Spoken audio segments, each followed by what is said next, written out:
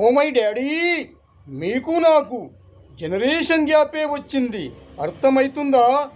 Oh my daddy, ఆనాటి శ్రీరామచంద్రుడు తండ్రి మాట విని 14 సంవత్సరాలు అడవికెళ్ళాడు. అలాగే మీరు కూడా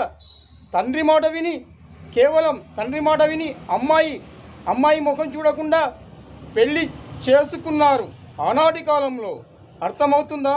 పైగా అమ్మాయికి ఎదురుకట్నం కూడా మీరిచ్చేవారు ఆనాటి కాలంలో. మీ జనరేషన్కు మా జనరేషన్కు డిఫరెన్స్ ఏంటో తెలుసా? నేటి ఆన్లైన్ కాలంలో ఫేస్బుక్లో ఫ్రెండ్షిప్ చేస్తున్నారు. ఐదు నిమిషాల్లో పెళ్ళిళ్ళు చేసుకోవాలని ఆరాటపడుతున్నారు.